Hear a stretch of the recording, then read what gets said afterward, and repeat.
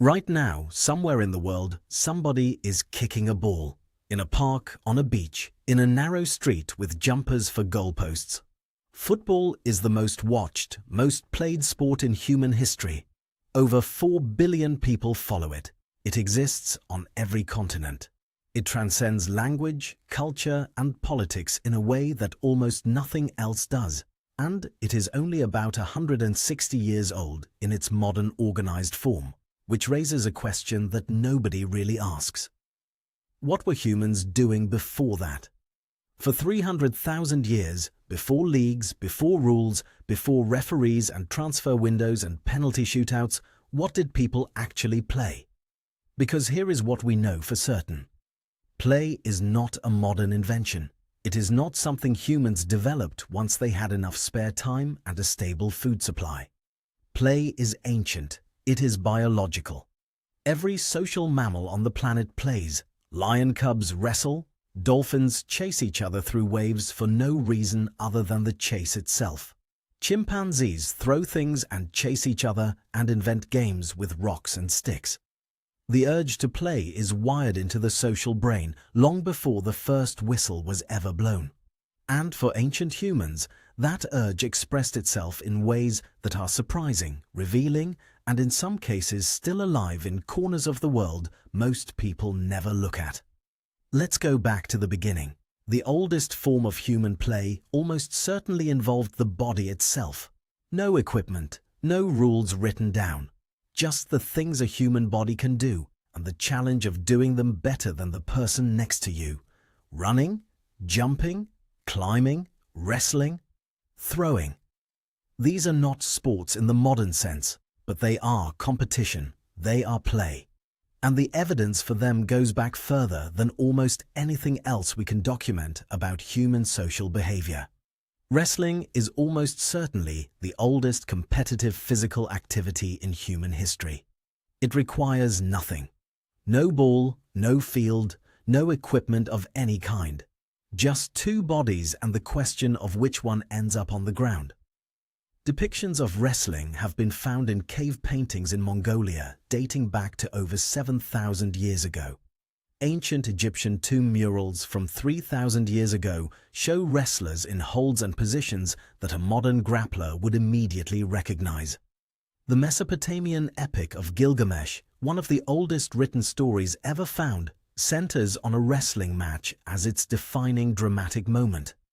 Every ancient culture on every continent that archaeologists have studied left some record of wrestling. It is not a sport that was invented once and spread. It appears to have emerged independently, everywhere, because the human body and the human competitive instinct naturally arrive at it.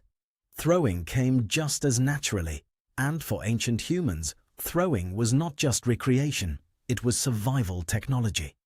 The ability to throw accurately, to judge distance and arc and wind, to hit a target moving at speed, was one of the things that made human hunters effective in a way that other primates simply were not.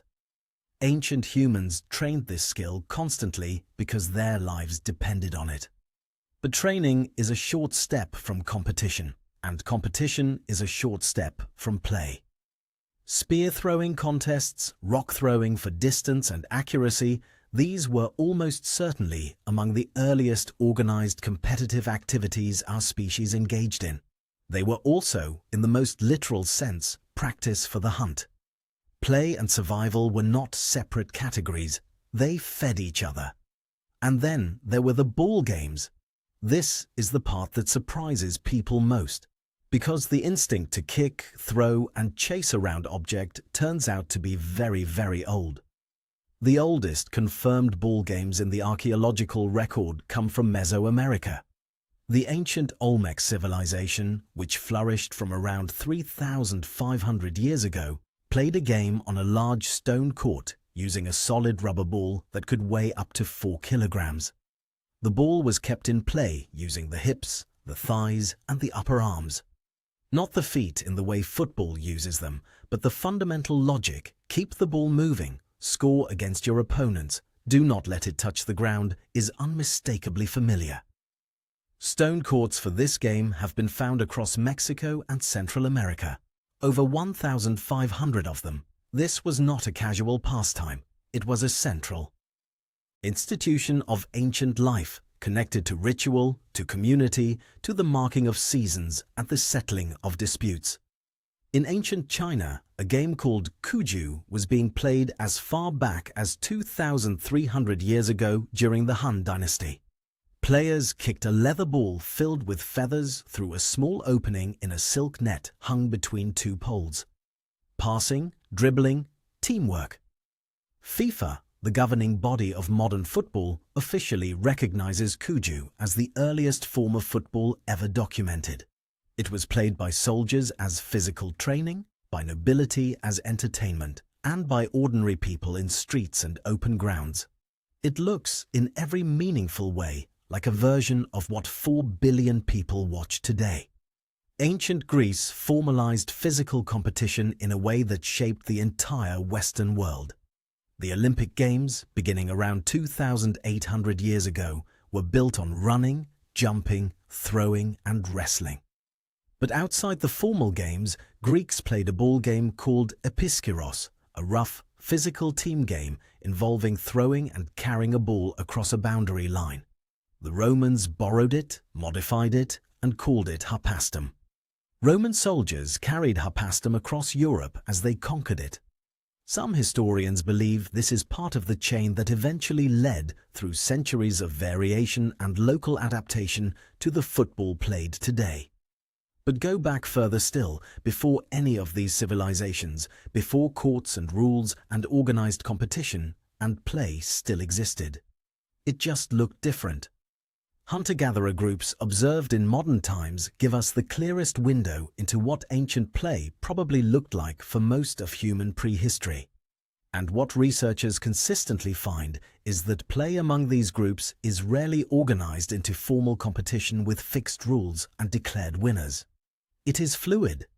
It is cooperative as often as it is competitive. Children and adults play together without age segregation.